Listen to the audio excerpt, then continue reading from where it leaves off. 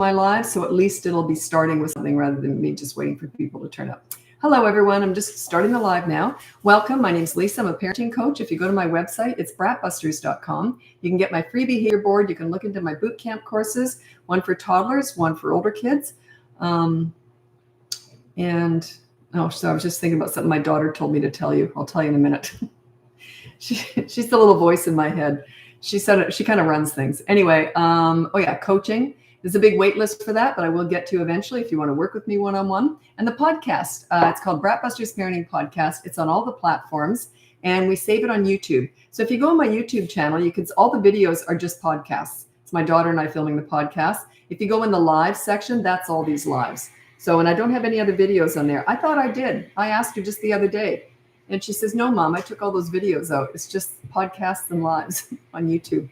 I didn't know that. Anyway, she manages all that. Anyway, with the podcast, we do have a 7 podcasts in 7 days coming up. It's all the basics with BratBusters. So we thought it was time we do that. Like if you want to know all the basics with all this calm leadership parenting stuff, that's those 7 podcasts. We're finished filming them. She's going to be putting them out there soon. We'll announce when they come out. So sign up to my newsletter if you want to know when that comes out. That is my free behavior board. It's also the newsletter. Okay, well, let's get going. So thanks for joining me. Have I got anyone on? Yeah, I got a few people on YouTube also. YouTube is my smallest platform, but it's picking up. So yeah, it's going well. YouTube is not social media. It's a search engine. So it's quite different the way it operates. Anyway. Okay, sorry, I'm just scrolling ahead to make sure you hear when I answer your questions. And I'm on Facebook at the same time I'm on YouTube. Okay, this is Lori looking for direction with daughter with special needs and developmental delays showing many challenging behaviors. That would be coaching. I would need to assess the situation, know what kind of support you have, what's worked in the past, what hasn't. So sorry about that. I can't give you any support here. That would be one-on-one coaching with me. If you want to work with me, that's coaching. It's on my website. And I do have a big wait list, but I will get to eventually. Okay, so I got my dishwasher going. Got so much work done today, and I've still got a lot I have to do tonight. So it was just a really productive day, which was good.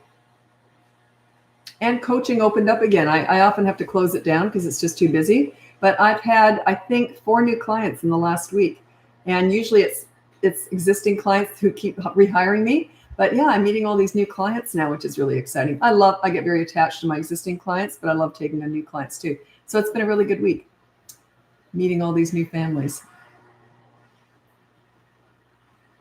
Someone said something interesting to me, and it wasn't criticism at all. They just said, boy, you don't waste any time with hellos or anything with someone new, right? I don't say, hi, nice to meet you. I don't do any of that. And I say, you're paying me a lot of money. Let's just get to work. So I have there's nothing smoothed over about me. Sometimes it just cracks me up. I thought I probably should do more pleasantries. Hi, nice to meet you. But I just don't. I get right into it. They were laughing. I don't want to waste their money. Okay. Keller, Texas. Never heard of Keller, Texas. Oh, for goodness sake. Punxsutawney. Well, that sounds a bit familiar. I'm probably saying it wrong. Pennsylvania? Wow, that's a name. That's a name. Reminds me of Poughkeepsie. No, Poughkeepsie. I can't remember. Okay. Okay. Just bought the course. This is Caitlin on YouTube. Just bought the course. Going to attempt potty training. Oh, so you must have bought the toddler one. Going to attempt potty training my 2.5-year-old son. Is it fine to put a plastic liner over the underwear? He pees in the potty perfectly. Pooping is the issue. I don't want to micromanage that. I wouldn't. The whole reason why you don't want them to have a pull-up on or a diaper on is so they can feel it running down their leg.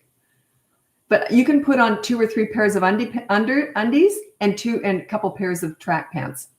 So that'll sop it up. And nice thick socks. But you kind of want that feeling of it running down the leg. You want it to be a bit uncomfortable. Yeah. So I don't recommend. You may as well if you're going to put a plastic liner on, they may as well put a diaper on. You see?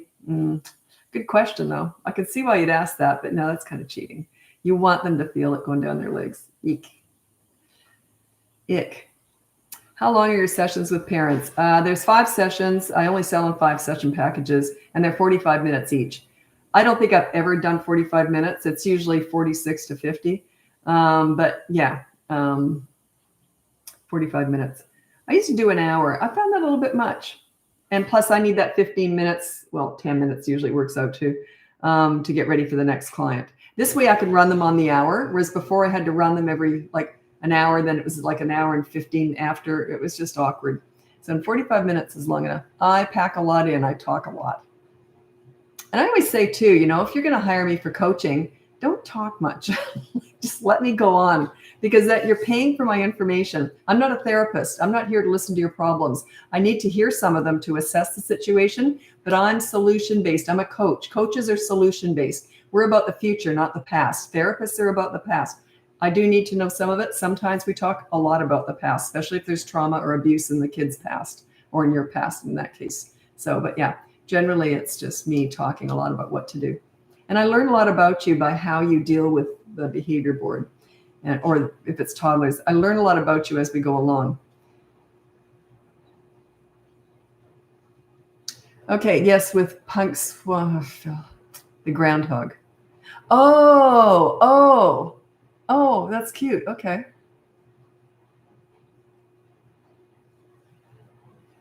Okay.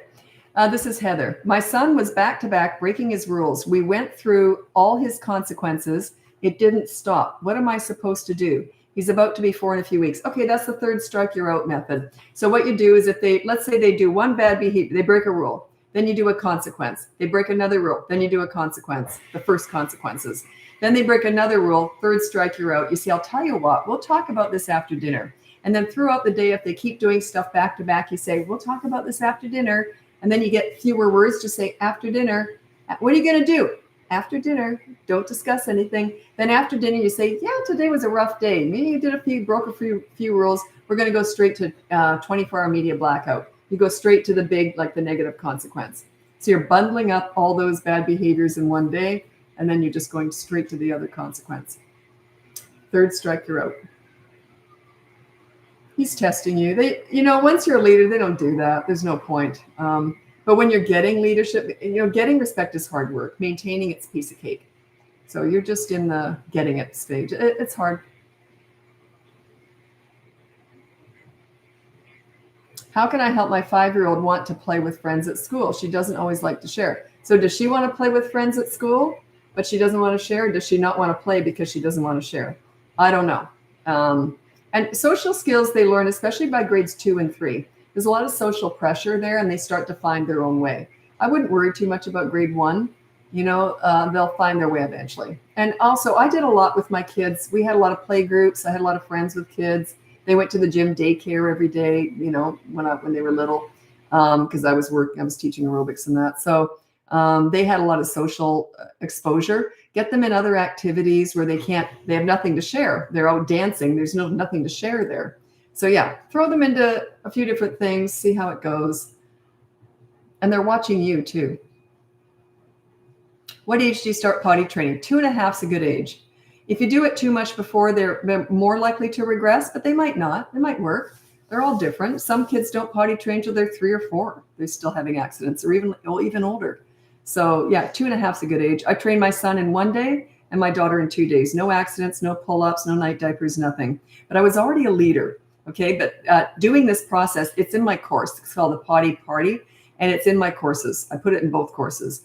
And it's all positive. It's all about reinforcement because it's a bodily function. It's not bad behavior if they have accidents. You don't treat it like that. So yeah, but it's a good way to start getting respect too, because you're leading with fun, you're leading with incentive, and it's all positive. Yeah, the basics. Oh, thanks, Tabitha. Thanks for your support. Yeah, that's 7 podcasts in 7 days. My daughter's, I think she's finished editing them all. It takes her like a full day to edit a podcast. And so, yeah, she does a really good job. She's kind of a perfectionist with all this stuff. I would just leave all the ums and ahs in. She takes a lot out. But yeah, so I think she's finished them all now. We're just organizing. I think we are. I'm not doing anything. She's organizing them all. So what if they laugh about it? What if they laugh about what? Potty training. What if they laugh about potty training? So that's okay. You know, a lot of parents are busy reacting to their kids. When you're doing the serious stuff, sort of like potty training and bedtime and stuff that sort of has to be done, let them react to you rather than the other way around. Okay? When you're playing, then you can react to them. Let them be in charge of the play. But when you're training them how to go potty, when you're getting them dressed and changing their diapers or mealtime routines, let them react to you. You follow through with what needs to be done. Don't let them throw a wrench in it. Just say, okay, time to get in the car. No, pick them up, put them in the car. Follow up with actions. I just did a video somewhere and I was saying a lot, there was this question about, do we give them choices? Do we give toddlers choices? No, not so much. When you're playing, you can, okay? When you're playing, you kind of let them be in charge of the play. But all the stuff that needs to be done, you make statements. You don't say, do you want to get in the car seat? You don't talk like that, because then you're offering a combative response on a silver platter. Do you want to get in the car seat? No. Instead, I would say, okay, time to get in the car seat. I make statements, not questions. Questions are just offering them an argument on a platter. Yeah. Think about that. Do you want to get in the car seat? No. Time to get in the car seat. They can still say no, but I'm picking them up and putting them in the car seat. I never repeat myself. I only say it once, and then I take action. The trick is, don't say it until you're ready to take action, because parents will say, well, I said it and they didn't listen, and then I still had to do this. Your timing was off. That's all. You got to be like ready. So you say, okay, time to get in your car seat, and then pick them up and put them in the car seat, right? I'm very careful what I say. Say what you mean and mean what you say, but be careful what you say. If you can't back it up with follow through, then don't say it. Okay, time to change your diaper. No. Pick them up, change your diaper. Do you want me to change your diaper? No. You see, you've changed their frame. They just process it differently. It's more combative. They're still going to say no, but eventually they'll learn it's going to happen anyway. As soon as you ask them questions, when it's something that has to be done, you're kind of giving them control. Okay, 3-year-old still on bottle at bedtime. Any advice? Cold turkey? Yeah, I do cold turkey. Yeah. Get them something to replace it with. It's not going to be as good, but it's symbolic. You're not going to have a milk at bedtime, a bottle at bedtime anymore, but here you go. We bought you a new teddy bear, you see? So it's a symbol of change. You can get some galaxy lights for the ceiling, a sound machine. You want to replace it with something. It's not going to be as good, but it's a sign of change. Okay, this is BD. Can't read that. It's on YouTube. I have a 5, 3-year-old, and 9-month-old. I haven't been the best leader due to burnout and solo parenting since having my third. Do you recommend the boot camp course or podcast will suffice? Okay, I always recommend the boot camp course because that's where the most information is. But if you don't want to spend the money, do the podcast. Most of what we do is free, okay? The behavior board's free. You can try that on your own. The podcast, I do recommend the course. I'd always rather people get the course than hire me. Coaching is very expensive. It's a big, huge financial commitment. I take it very seriously, and I've got a huge wait list anyway. But a lot of people do buy the course and then buy coaching at the same time. If you don't need much help, just get the free behavior board and listen to podcasts. If you want a bit more help, get the bootcamp course. If you want lots of help, you have to hire me. So yeah, just try the free stuff. This is why I'm not in marketing. I'm in the caring field, so I want to help everybody, right? That's why we've got so much free stuff out there. Thousands of videos. We've done over 100 podcasts now. They go more in depth with everything. And you can literally go to our YouTube channel where all of our podcasts are, and there you can see them there, but they're on all the platforms too. But if you want to watch us do it, and you can literally just type in that little finder thing, just type in any topic and it'll probably pop up with a podcast.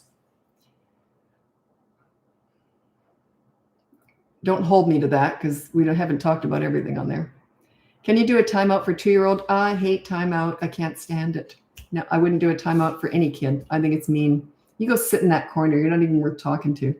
I hate it. Imagine if you made a mistake at work and your boss said, you go sit in that corner for 5 minutes. It's humiliating, degrading, judgmental. I think it's mean. So I don't do timeout. With toddlers, I use consistent corrective actions. Check out my free behavior board. Has a mini toddler course in there too. It's a free little mini course. And it's right at the very top of my website, BratBusters.com. You'll see it.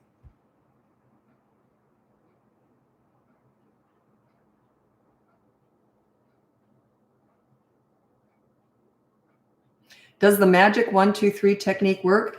I don't teach it, so I don't know it. I have never looked at anyone else, what they teach. I've never read a book on kids or parenting ever.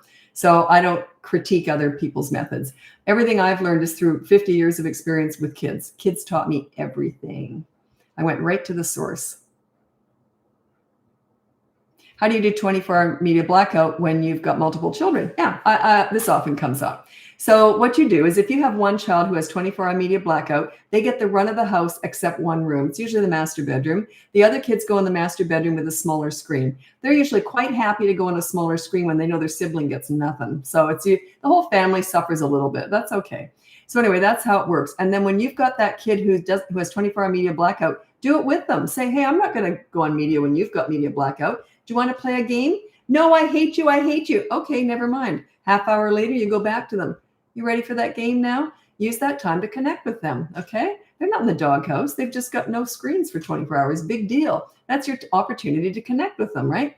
Anyway, what usually happens, especially with younger kids, I would say 6, 7 and under, is when they hear you playing games with that kid who has media blackout, those kids always come out of the bedroom and they play with you. And then it's family game night. Win, win, win, right?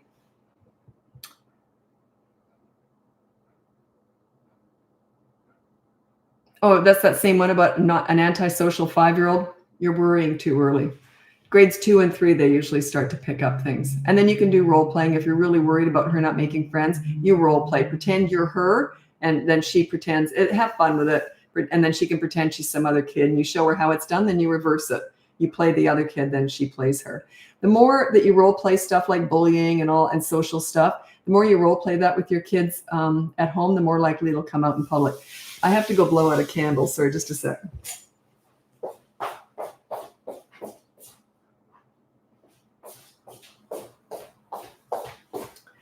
Not a very healthy smelling candle.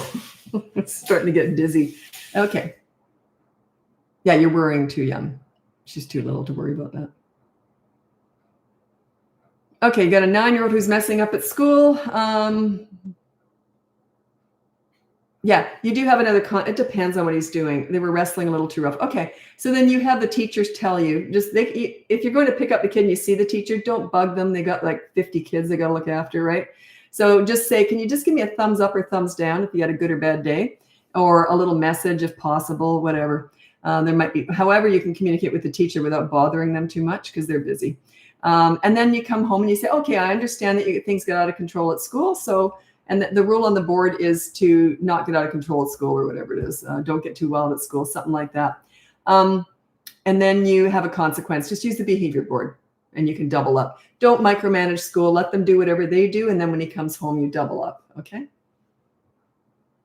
But it's not a big deal. All he has to do is sweep a floor or help with laundry or, like the consequence is no big deal. It's just a good deed. But the second consequence is a bigger deal. If they won't do that first one, the second one is a bigger deal. That's when you take something away. So you always have 2 consequences for the kids. I always say it's 2 strikes and you're out. They get the choice whether or not to break a rule. That's their choice. The second choice is whether or not to do that first consequence. They choose to break the rule, not do the first consequence. Then you come in, 3rd strike, you're out. You come in, you take away TV or whatever for 24 hours.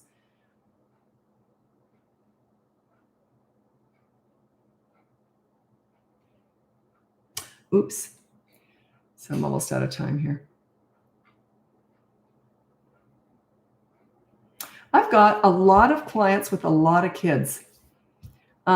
Just right now, I don't always, but a lot of my coaching clients have, I won't go into how many, but a lot of kids, which smaller families are more the norm. But then every so often I'll have a year where I'll get tons of huge families. I think my biggest was about 13, 14 kids. But yeah, and usually with big I find this fascinating actually. Usually with big family, or a lot of the time with big families, they're homeschooled, which I find fascinating. What a commitment, eh? You got like a dozen kids and you're homeschooling them all. They say it's actually easier than getting them to school. But they're very good with routines, and that's what we usually work on is routines. I don't know. Every year I've got some dominant feature with coaching. Right now it's huge families. Interesting. Okay. This is our Araceli or Araceli. It must be Araceli. Sorry. I know I'm probably messing it up. 2-year-old today had a tantrum after I took away his toddler's scissors because he was trying to cut the stairs. He started throwing and breaking things. Any advice on this? What to do when he breaks it? Oh, then you just follow okay. Check out my free behavior board. It has a toddler section on how you use consistent corrective actions. If he gets violent, you just take away stuff one by one. And then you can physically restrain him if he's really out of control. But don't look at him or talk to him. You always use actions, okay? It's consistent corrective actions, not words. Everyone wants to discuss all this stuff. That's ridiculous. Their language is not words, it's actions. They're watching you. They're not listening to you. If you do the mini therapy session stuff, I know it's trendy right now, but it's garbage.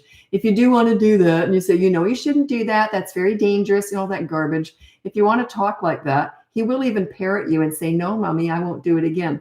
He's not listening. He's just parroting you to shut you up. He's going to go and do it again, almost guaranteed. It does nothing. They need actions, okay? Check out my free behavior board. It's on my website. Also, I'm going to be going over to Instagram right now, so I'll continue with the website stuff. On my website, you can also look into my courses. I have one for toddlers, one for older kids. If you want to work with me one-on-one, that's coaching. And there's a big wait list, but I will get to that eventually. And the podcast, no wait list for that. We do 2 a week, every Tuesday and Thursday. It's called BratBusters Parenting Podcast. It's on all the platforms, and it's also saved on YouTube if you want to watch us do it. And if you want to look up any topic, you can hire me, you can buy a course, but if you just want all the free stuff, which is most of what we've got, you can just go on my YouTube channel, and you can just type in, when you're on my channel, just that little, finder thing, type in any subject. There might be a podcast on it, because we've done over 100 of them now, because we've been doing it for a year, my daughter and I, because we do 2 a week. That's a really good source of information, because the podcast goes into more detail than I can go in a live or, and in the course, obviously, it's got more detail in there too. But there's the course is very video heavy, and it's also written stuff, but it's very video heavy, because talking is sort of my best thing. I don't like writing, but it's all transcribed also. Anyway, I got to go. I'm going over to Instagram, and I'm on YouTube the whole time whenever I'm doing a live. So happy parenting.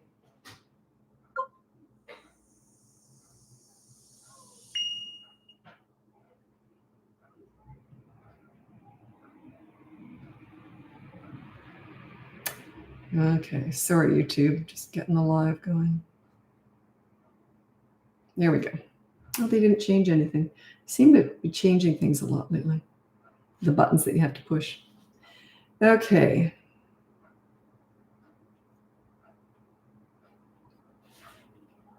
Sorry, I'm just saying. I've got 14 people on YouTube here.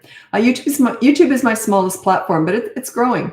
But yeah, it's we've only got on there. My daughter doesn't. I just found this out. She doesn't put any of my videos on there. She only puts the podcast and the lives on there. You know why she got rid of all the videos? I had videos for the last 20 years on there, and some of them were just so stupid. One of them I talked about my dog. He had doggy Down syndrome, and that's what the vet called it. So, and that was my top video that anyone watched was doggy Down syndrome. And I think the second one was teenagers need sleep. It was just so, it was 20 years old, right? That was when Facebook was brand new. Anyway, so yeah, she got rid of all that. Very smart. Okay, thanks for joining me. My name's Lisa. I'm a parenting coach. If you go on my website, it's BratBusters.com. You can get my free behavior board. Look into my bootcamp courses, one for toddlers, one for older kids. If you want to work with me one-on-one, that would be coaching. Big wait list for that, but I'll get to it eventually. There's no wait list for our podcast, though. It's called BratBusters Parenting Podcast. It's on all the platforms. And if you want to watch us do it, my daughter and I, we do this together. She's my business partner. And it's on YouTube, and you can watch it there, BratBusters Parenting. Also, we have a series coming up. She just finished editing that today, she said. It's 7 podcasts in 7 days, and it's all of our basic stuff. Because she said we have to get a whole series out there. If anyone wants to know about parenting and they've never seen BratBusters before, you can go right to those 7. I don't know how she's going to organize it, but it'll be very obvious. But it'll be starting soon. I don't know when. I don't plan any of that. She does all that. But anyway, so we're very excited about that. We worked really hard on that. 7 podcasts in 7 days. Okay.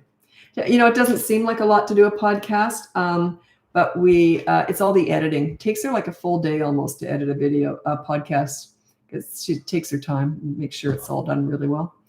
Okay. Now, let me see. How many consequences can you have on the board at a time? What you do is it actually explains it in my website. If you get the behavior board, there's 2 consequences for the kids. The first one is a positive action. If they won't do that, then you resort to the negative deprivation. You take something away. And don't worry about the consequence. Everyone's worried. What's a good consequence? It doesn't matter. It's just a good deed. It could be washing the front of the fridge. It could be cleaning toothpaste out of the sink. It could be sorting out the shoes at the front door. But time it. It has to be timed and it has to be done correctly. But the consequence should only take 2 minutes. But you want to give them 15 minutes to complain, whine, procrastinate.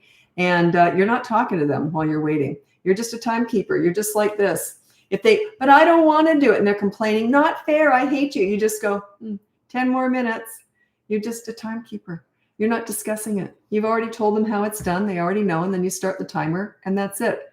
You're just a timekeeper. If they do it, you just go, oh, okay, it's all done. Then go on with your day.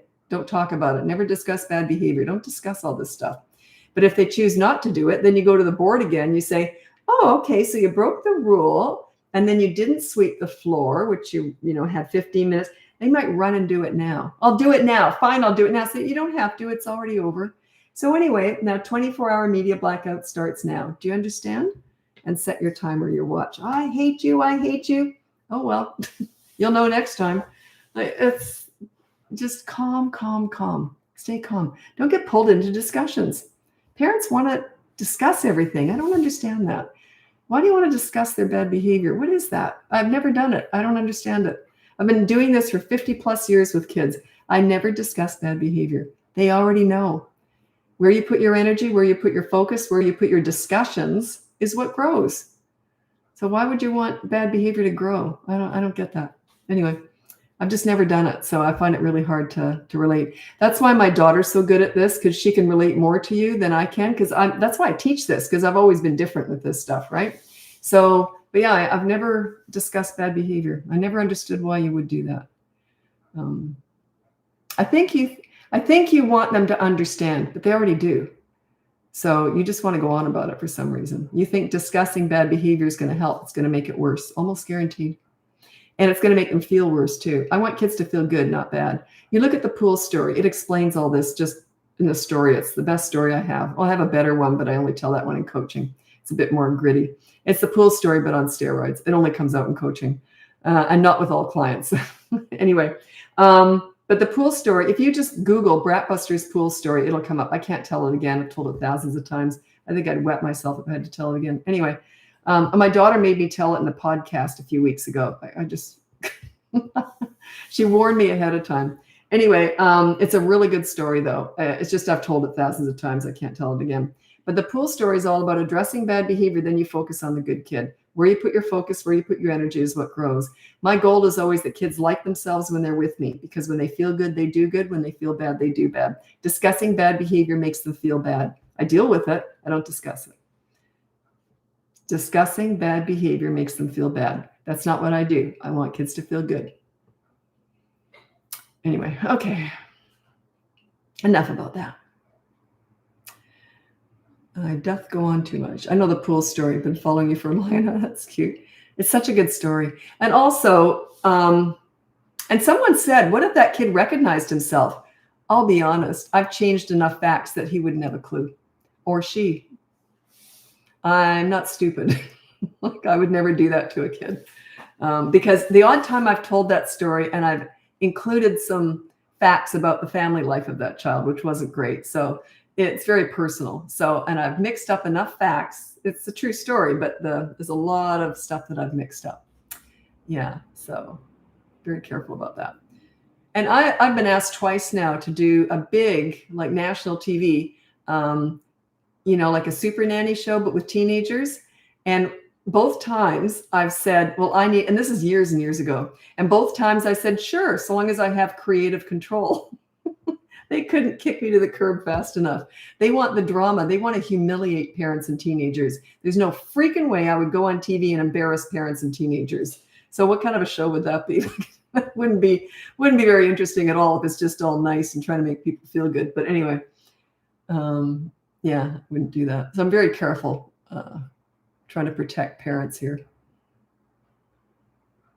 Okay, how to protect an 18-month-old from banging his head on the floor when he's frustrated. You just say no and you physically restrain him. If he keeps doing it, get a foam helmet. You can get them online, and they were actually made for kids with disabilities that did bang their heads, and supervise while he's got it on. I don't know how safe they are. I'm not, I don't back any of these things, but some of my clients have bought that and they said, boy, that kid sees that helmet coming once they clue into when it goes on, and they just stop banging their heads right away. Or they go to bang their head, then they see the helmet and they'll just won't even do it. So that's what I recommend.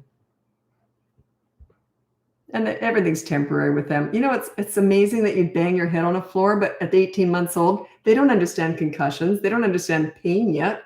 They'll find out pretty soon, but they still don't always connect the dots. They're just not there yet, right?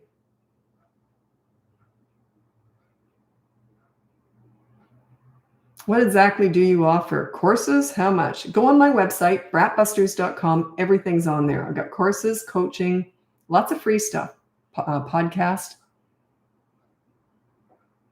And I got thousands of videos on social media. My daughter I think she puts out 2 videos a day when she has time.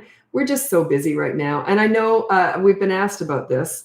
We don't have to, I don't ever look at my social media, except when I'm doing a live right now. But we don't have time for comments or DMs usually. My daughter does DMs when she can, but we're a 2-man show and we're planning on keeping it that way. We'll hire people to help out from time to time to do things. But we just don't have time for all the DMs. So that's why we answer questions on the podcast, and that's why I do lives. So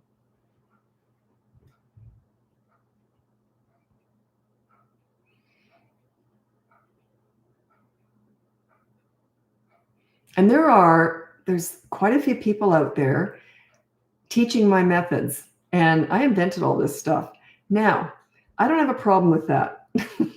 But I've been told by clients that they've found these people and they're doing it wrong. That frustrates me. But anyway, I'm the only one that teaches this. I invented all this stuff, and I've never looked at anybody else. I don't know what anyone else is doing aside from what people tell me. But be careful, if you want to teach calm leadership parenting, I invented all this. And if you're going to follow someone else, then don't think that they're teaching what I do, because I haven't taught anyone how to do this. So, but yeah, I hear about this and it frustrates me. Because I don't want them messing things up, right? Whatever. Okay. How often do you do live video chats like this? I used to do them every single day. I did that for a couple of years. And then I did maybe once a month. We just got super busy. Business just blew up, right? So we're trying to manage it, and we're getting more into a rhythm now. My daughter joined me a year ago because I couldn't do it on my own, and it just got crazy.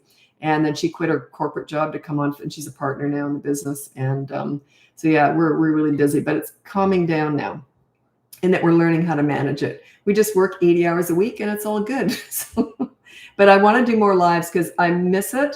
My favorite thing in coaching by far, in my business, is coaching. Absolutely love it. I get to know these people. I feel like I'm mothering them all. I'm tough, but I feel like I'm mothering. It was funny because I always think I'm tough, right? And I was saying to one of my clients, I said, I know I'm tough. And she went, no, you're not. But don't wreck my image. I am tough. Anyway, my goal is always solution-based. I want you to enjoy parenting. I don't just want you to have obedient soldiers. That's ridiculous. Who wants that? I want you to have fun with your kids. I want you to enjoy parenting. I don't just want you to raise nice, happy kids. That's great. That's wonderful. But really, my goal is I want you to enjoy parenting as much as I did. It was the most fun time of my whole life. I miss it. I've got a granddaughter now, which is great. But I miss that, because mothering is my favorite thing. So I miss all that stuff. Anyway, I'm going to be trying to do more lives because I do miss doing lives. It's probably my second favorite thing to do. But then my podcast with my daughter, it's the only time we ever work together.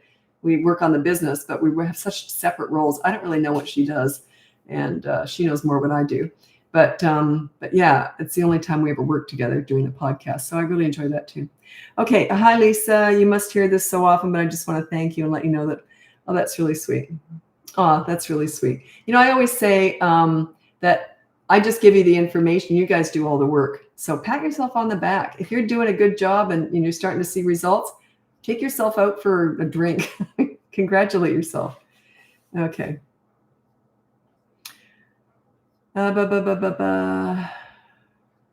Okay, very, very common. You got a 2-year-old who's potty trained but refuses to poop on the potty. Okay, extremely common, especially with boys. And the reason is, I believe, especially with boys, they have more equipment hanging out down there. They might have had splashback. They hate that, right? You know what I'm talking about. So there's usually 3 reasons why they don't want to poop on the toilet. One is splashback. One is cold. They might just get cold. And the other one is, what's the other one? Oh, okay, it's kind of gross. It's the hanging phobia, the feeling of it just hanging in midair, the pulling and tugging on their little bottom.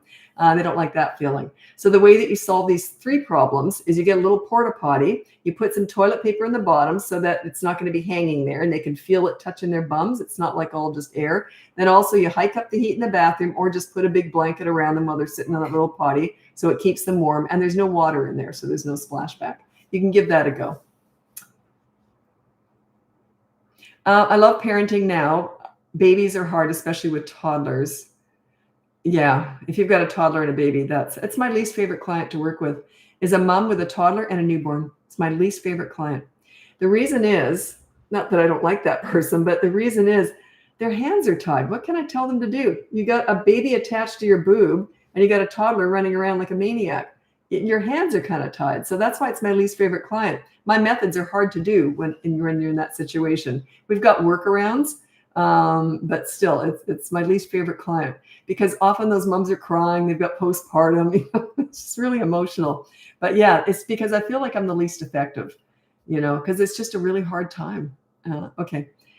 And then you said toddlers are hard. It's definitely hard. Does it get easier? I think at 3 is the fork in the road. I always say 3 is the fork in the road. They blow out their 3rd birthday candles and then they sit back and they think, are you a leader or not? In other words, am I going to get easier or more difficult? They've figured you out at this point and they're going to get easy or they're going to get hard. That's the fork in the road. Okay. Yeah, it's 3. They stop and think and they got you figured out. So if you're a leader already, it gets easier. If you're not, it can get harder. You might just have easy kids, though. They don't all get more difficult. Yeah, I found it just a piece of cake. As soon as my kids turn, about 3, that's when they really sort of they can stop and think before they act. Before that, they're kind of all feet, no brains. Cute as a button, but, Okay.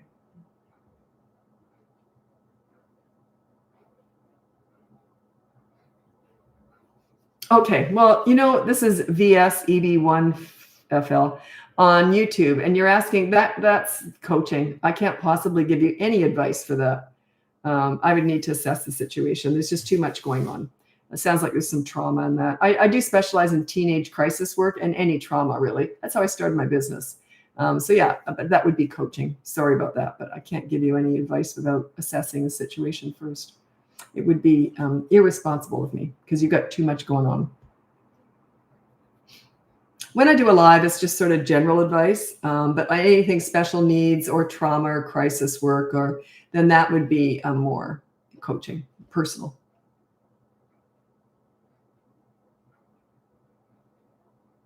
Okay. Oh, you're going to hate my answer. It came up last night, and I think I did and then a couple of days before that, I did a live. And it's come up on every live over the last few days. What to do after a 2.5-year-old swings at his pet cat that he usually hugs constantly. If you've got a 2.5, and I would just say no, and then I'd remove the cat and try and keep it safe or take a toy away from him, whatever. If you can't keep your pet safe and not being abused, rehome them. That's what I would have done. I always had pets when my kids were little, and they knew never pick up the dog because you might drop it, and then never run past the bird cage. They learned that at a very young age. If I couldn't control them, I would have rehomed my pets, even just temporarily. So yeah, that's my advice. Sorry about that, but I'm an animal lover and I can't stand the thought of them being abused.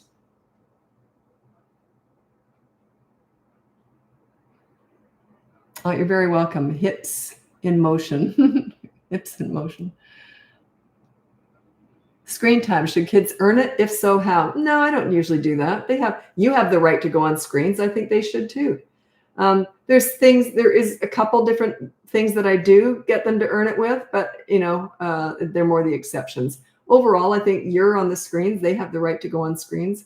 I don't think they should go on whenever they want, but you've got to decide how much time you want them to be on screens and keep track of that.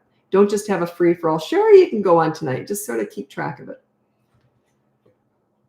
There's lots of different ways I have lots of videos on that, actually. If you want to look up BratBusters media management or screen management, screen time or media time, tons of videos will pop up on that.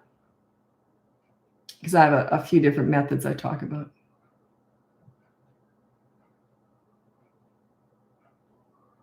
Oh, you got a 4-year-old who's a real little feisty guy. You might want to check out my boot camp course, 3 to 12-year-old one. It's on BratBusters.com. If you don't want to buy the course, just get the free behavior board and listen to the podcast. The behavior board has all the basic stuff. The course goes into more detail. But yeah, he's just feisty. There's a whole bunch of things you're going to have to do. It's not just one thing you can do. You got to start getting organized, get a plan in place. Be consistent, no yelling, all that kind of stuff. There's never just one thing. And also think about it this way. He's 4 years old. He's reacting to you. Their behavior between the ages of 3 and 12 is it's all you. It's all your fault. It just is. They're a reflection between the ages of 3 and 12. Their behavior is a complete 100% reflection of your parenting. That's the way you treat it. Okay. Even when I was working with kids, if they did something out of line, I always thought, what am I missing here? What am I doing? They weren't even my kids. I saw them for an hour a week. And if they acted out, a leader takes full responsibility and blame. That's what you do. That's a leader. Okay. These weren't even my kids. I thought, what am I missing? What am I doing wrong here? Always look to myself. I never blame the kid. A leader doesn't do that. A leader looks to themselves, right? You lead, they will follow. It's just a natural reaction.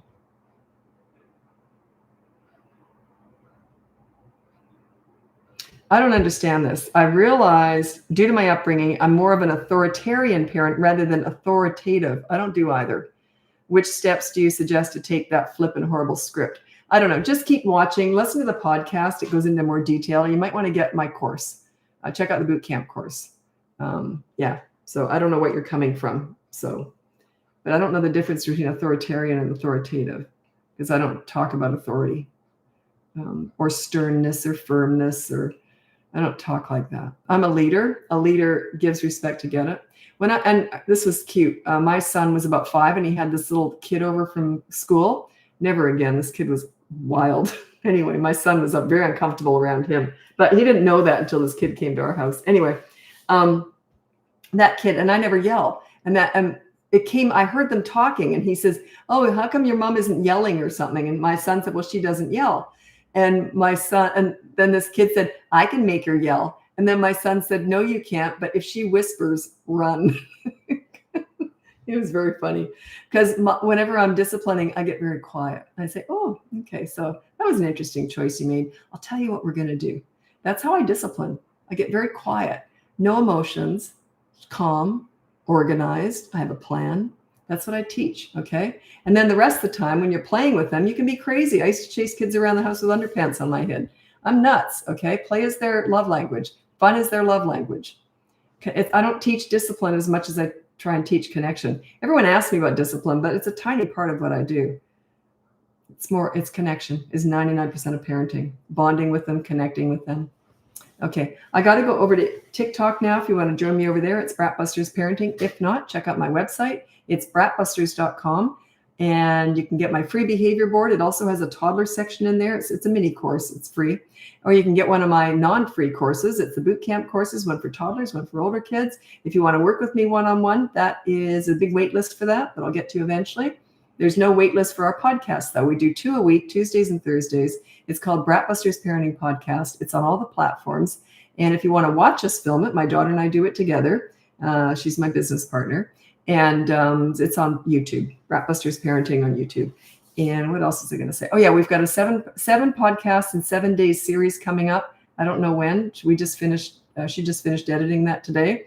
And why we did that was she said, Mom, we need somewhere where all of your your basic information is. So it's all organized in a 7-part series. And that'll be, I think she's going to organize it where it can always, if you're just new here, that will be where you want to go to just figure out what I teach, what this is all about. I give respect to get it right through the teen years. Okay. And I also say, never take advice from someone who hasn't finished the job, who didn't find parenting fun and easy. And also they have to have worked with hundreds of other kids. You don't want to relate to a parenting coach. Like if you're struggling, you don't want to talk to someone who struggled. Why would you? You want to talk to someone who loved parenting and found it easy. Okay. And also, they have to have finished the job. How can you teach anything about parenting unless you've lived with a teenager and you're finished? They're out on their own. They're independent. They're strong. So yeah, that you can't prove anything unless you finish the job. And also, I didn't learn a lot with my own kids. I'll be honest. I learned this all with all the hundreds of kids I worked with, because that's where I learned most of it. And they taught me everything. They're especially the troubled teens. And they're the ones who told me, you got to start teaching this stuff, Lisa. And those are the three criteria. I'm sure I'm not the only one out there like that. You have to have that experience, okay? Because there is no masters in parenting. A lot of my clients are teachers, principals, and child psychologists. I couldn't do their jobs, nothing but respect for them, but they still struggle with parenting. It is different. It is personal. Anyway, I'm hopping over to TikTok now. Happy parenting.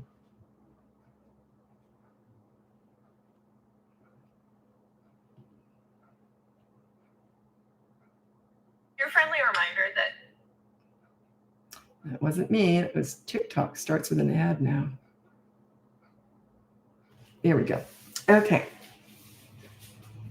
Are you using your mud warmer? Of course I am. Amy got that for me. And yeah, we talked about it. I think I mentioned it. I thought, I don't even know if I'd use it. I use it every single day because it sits there and gets cold. But now I can drink it all night. Oh, thanks, Tabitha. Okay, welcome to my live. I'm on TikTok now, and I'm on YouTube. Whenever I'm doing a live, I'm always on YouTube. And then I hop from Facebook to Instagram to TikTok. I go from my smallest platform to my biggest. TikTok's weird. It grows in spurts, so it's really slow growth right now. But if I get a big video, we don't do videos to get big ones. We just put out what we feel we should put out. Because we're very organic the way we run this business. We're not here to clickbait and all that stuff. We just don't do that. So, but yeah, if we get a video that hits, it's never a video that we think is going to hit. It's the funniest thing. We'll put out, my daughter will say, this video has gone crazy, Mom. And it's something that you wouldn't think anyone would even watch. We can't figure it out. So we don't even try. We just put out what we think you need to hear. That's all we do. And, but yeah, every so often a big video will hit on TikTok. And maybe I'm hoping to hit 1 million by, I thought it was going to be the end of this year, but I don't think so. I think it'll be maybe next year. But yeah, TikTok is where I started really on social media. So I got a real fun spot. And also I want to make this clear. When I'm on TikTok, we don't make any money in Canada on TikTok. Okay. They don't pay Canadians. And so someone said to me, well, you're on here because you make all this money. No, we make no money on TikTok at all. None. So not to say we shouldn't, but it's just, we just don't. In Canada, they don't pay us for TikTok. If I was in America, I'd probably be rich on TikTok, but no, I'm not. Okay.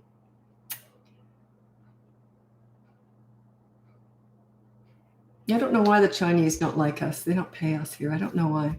We like them. I don't know why they don't like us. Okay. How do you feel about the whole concept of medicating children with ADHD? I'm not a doctor, so I'm never going to comment on medication. I have no qualifications for that whatsoever. You're the GOAT. Thank you for your service.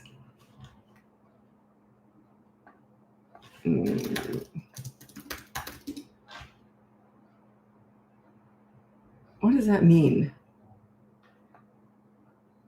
Oh, thank you. I knew it was a compliment. I just didn't know what it was. Thank you. So cute. I'm not good with acronyms. Someone wrote out an acronym and I read it out loud. And it was filthy, evidently, but I didn't know that. And everyone kept saying, Lisa, stop talking. Because I kept saying, what does that mean? And I kept going on and on and on like a moron. I didn't know what it meant. It was filthy. I looked it up. It's horrible.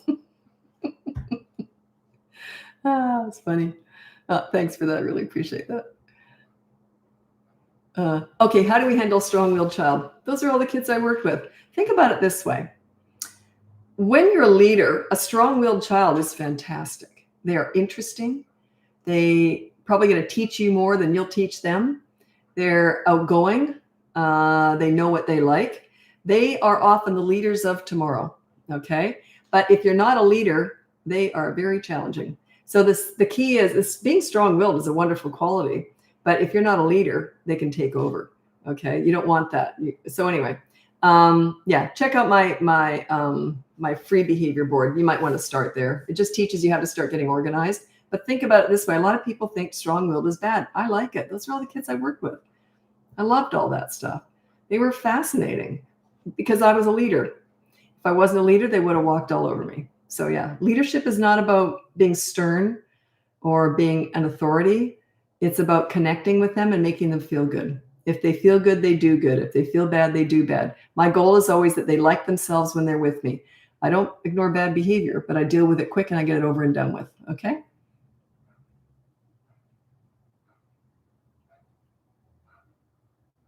Okay. How to become a leader to a teenage boy when you haven't been. Teenage is my favorite age. And they're also challenging in coaching because it is harder for sure. It takes longer and it's harder to get respect. And you've got so many patterns that you've been doing for so many years now. It's really hard for the parents to change. The good news is teens are very adaptable. You're not. So it's harder for us adults to change than it is for teenagers. So it's never too late, but it's harder. Okay. And your expectations, you have to lower them. Most parents want obedient teenagers when they hire me. And well, they usually know they're not going to get that because they know it's unrealistic, but you want to get mutual respect going. Okay. And then you'd be amazed how much easier everything gets. Okay. Anyway, these are my top 5 tips for parenting teenagers. Number 1, listen to understand and show empathy. You don't listen to gather information to lecture with, or they will shut you out. If they want your advice, they'll ask for it. They already know it anyway. Number 2, negotiate as much as possible with teenagers. It goes something like this. Hey, I want your dirty dishes in the dishwasher from now on. What do you want from me? Reciprocity. Give respect to get it, right? You got to give way more than you expect to with teenagers, by the way. With teenagers, it's a lot of give, get, get, okay? Lower your expectations. Number 3, don't sweat the small stuff with teenagers. If they do something stupid and it's not a big deal, just say, well, that was stupid. Do you want to hear what I did when I was your age? Or do you want to hear what I did yesterday? In other words, it's okay to make mistakes, just like you did, just like you do. Don't judge them for that. You make mistakes too. Number 4, don't leverage the good times to discuss the bad times. I'll often teach parents how to connect with their teenagers, and I will always say to them, when you connect and you're out having fun with them and you're doing something where you're bonding with them, do not discuss the bad times. Sure enough, every so often, a parent will slip through that little thing I've said, and then they'll start discussing the bad times. But they'll sort of passively aggressive say it like this. Oh, I'm just thoroughly enjoying your company because you've been really difficult the last few years. And they can't figure out why the teenager won't talk to them for a week. They can't figure that out. Anyway, so when do you discuss the bad times? Never. What's the point? What is the point? Parents want, I think it's retribution or revenge or something. That's why they want to talk about the bad times with their teenagers or the bad behavior or with their kids. And I always say, when your revenge is when they're older and they've got their own teenagers and they complain to you and you can just go like this. Oh, that's a shame. It's a slow burn, but it'll be worth it. Anyway, so yeah, there's nothing you can do. That's just parenting. It's a lot of give and very little take, especially in the teen years, okay? But when you're a leader, there's a lot more take. But if you're not much take at all. It's a lot of give. Now, the last one is with a teenager. You can be a right fighter or you can be happy. Can't be both, okay? If you know you're right and they're arguing with you, and even if they know you're right, they'll die on that hill. They will argue till the cows come home, and even then some, okay? There's no point arguing with a teenager. It's never going to get you anywhere. No point arguing with an adult either, okay? I would just say this. I'll tell you what, let's just talk about it later, or let's just forget it. Do not add, let's just talk about it later when you've calmed down. That's an accelerator. It's just going to make them mad, right? So those are my top 5 tips. Listen, negotiate, don't sweat the small stuff, don't discuss the bad times, and don't be a right fighter. And don't be a right fighter as an adult either. It's not a likable quality. I think I used to be a right fighter. I'm very good with words. I'm very quick with words. I'll tell you something funny. It's a funny story. It sounds like I'm bragging, but trust me, it's not. It's funny. Anyway, I was pretty good in school, and I just never did homework or anything, but I just caught on quick to stuff. So anyway, they did this study. They had I was in high school, and they had these students come down from the university. And they were going to do a study or something. And they were going to study the students who were doing well. And the teachers just picked out some students that they could study and how our brains work. So anyway, they did this test. It was like a 3-hour long exam that we had to do. And so I did it in 20 minutes. And because I either know something or I don't. I don't waste time going, I just don't do that. So I either know something or I don't. So I just did it in 20 minutes and I did evidently a really good job on it. So anyway, and everyone else was taking 3 hours and they didn't finish it. So anyway, they said to me later on, they said, your brain is amazingly quick. And I said, here comes the funny part. And I said, I didn't know I was that smart. And they said, we didn't say you were smart. We just said you were fast. So it turns out I'm stupid, but I'm fast. I thought that was hilarious. I'm not smart. I'm just fast. Anyway, my whole point with that, I thought that was a funny story. My whole point with that was I'm pretty quick with words. It's not a likable quality at all. I'm very quick. You know how you think later on, I wish I'd said that? I'm good. I can say it right in the moment. I'm pretty good with that. And, but it's not a likable quality. I don't do it anymore. I'm 65 now. I learned my lesson. I was very impressive because I had a quick wit. Wow. Good for you. It's not likable. Being right is not likable. Being nice, being kind, being funny, that's likable. Being right is not a likable quality.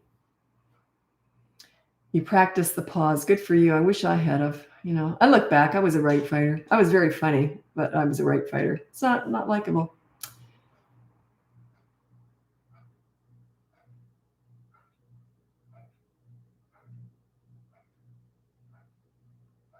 Yeah, you can be quick-witted. I'm very good with humor. If you put me in a crowd, I'm very funny. But it's the right fighting I don't do anymore.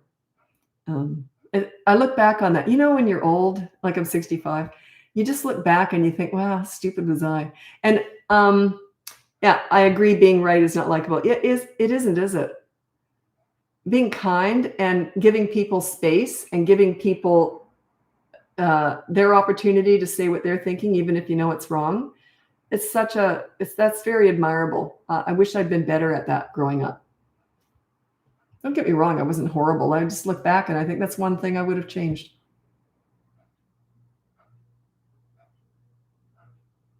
Okay. Best advice on how to repair after losing your temper and yelling at kids. You say, I'm sorry I yelled at you. Bad me. What can I do to make it up to you? I know. How about we go to the arcade tomorrow for an hour? You see?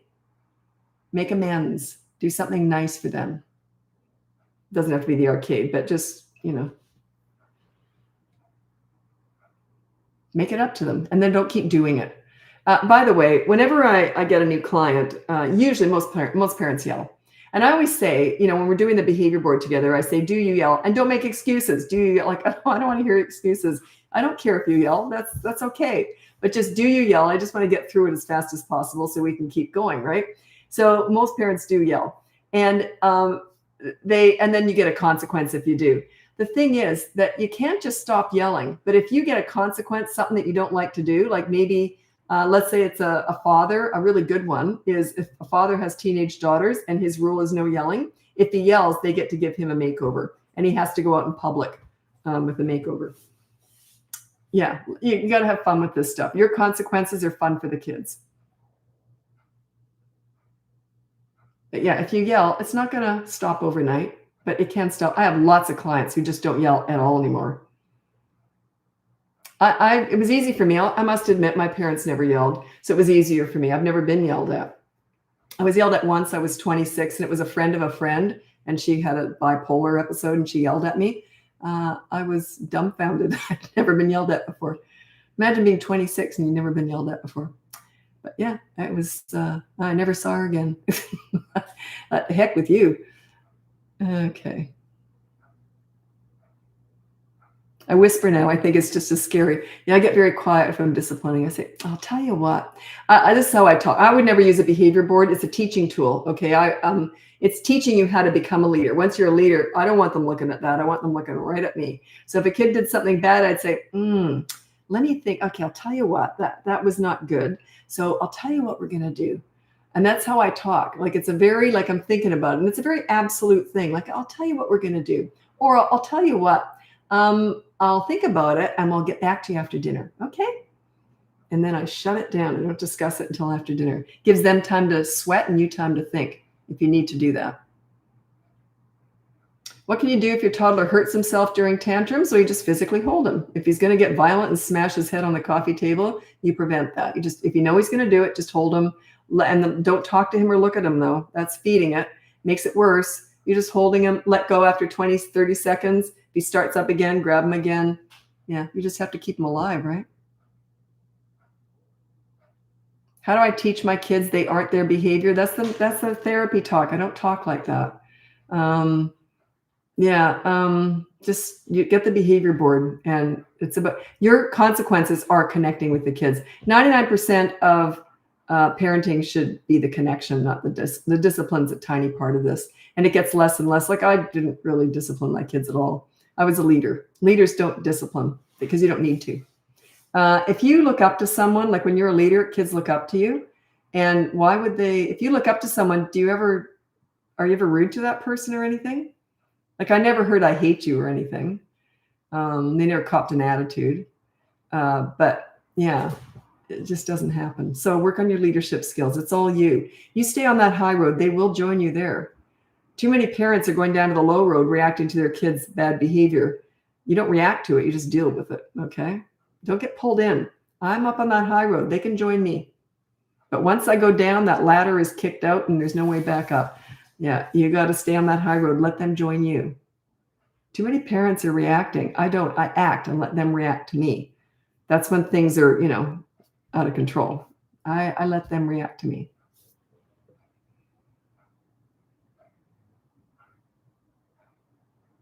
What about attitude or arguing when give a consequence? That's okay. They can argue as much as they want. You can say, let's say it's 24-hour media blackout. Okay, so 24-hour media blackout starts now. And then you go, do you understand? And that's how you talk. That's how you do it. I hate you. I hate you. Say, okay, and then walk away. I don't care if they like it or not. I could care less. Let them process. Let them deal with their anger. Don't get it. That's the low road. That's all that crazy stuff. Don't get involved in that. I hate you. I hate you. You're not fair. Say, okay. Or that's not fair. Why can't I do this? Why can't I do it? Well, you'll know next time, won't you? Or why did you do that? Well, you'll know next time, won't you? Like, there's no way I would get pulled into that. I remember I was telling a client today, if I was whining and complaining with my dad about something, he would have gone, what's the matter, sweetie pie? What can I do to fix it? I would have got worse. But I don't know. I would have got worse. If I had whined and complained in front of my mother, she would have said, you'll survive. I would have shut right up. I would just go, oh, okay. You see the difference? My dad fed it. My mom handled it. That's how I talk to my kids. If they had ever whined, I never heard them whine and they weren't complainers. But if they had, I would have just gone, oh, you'll survive. And they just would have gone, oh, okay. Like, I don't feed that stuff. They're just reacting to your parenting. Their behavior between the ages of 3 and 12 is just a direct reflection of your parenting. Okay. If you feed all that negative stuff, the more attention you give it, you're feeding it, right? Just deal with it and then move on. If they whine and complain, just say, you'll survive. Or, okay, whatever. And then go about do your business, right? Go do the dishes or whatever you got to do. Let them process their own anger. Don't get involved in that.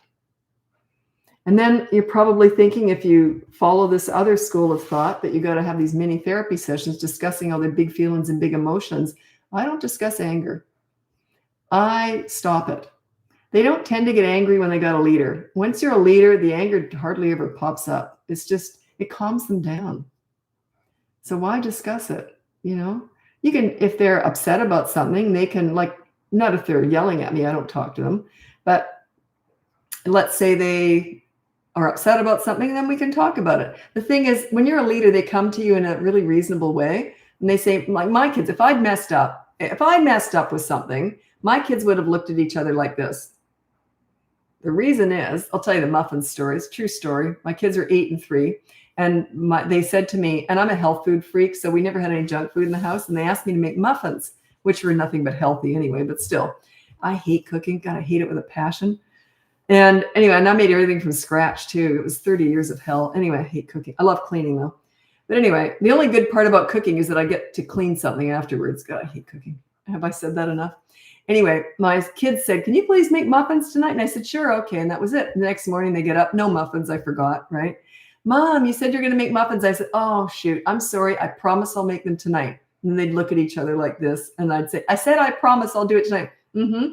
Anyway, the next morning they get up. And this is how they came in the kitchen. This is my daughter. She's 3, all excited. This was my son. He's got this look on his face, this swagger, right? And he's 8 years old. And he says, Mom. And I said, what? And I knew I was in trouble because of the way they came into me in the kitchen. And I said, what? And he said, remember last night you said, I promise I'll make muffins. I went, oh no. And he goes, I don't see no muffins. And I said, oh shoot, what do you want? And he says, we've talked about it. And my daughter's loving this, right? She's smiling away. He says, we talked about it. And we decided we'd like to go to the water slide park after school. So I'd bring their suits and we went to the water slide park. You got to be accountable. Have fun with your kids. That's how you want your kids to deal with you. Is you want it to be humor. You're a safe place to land. If you mess up, my kids loved it when I messed up. They always got something out of me because I'm very good at being accountable for my actions.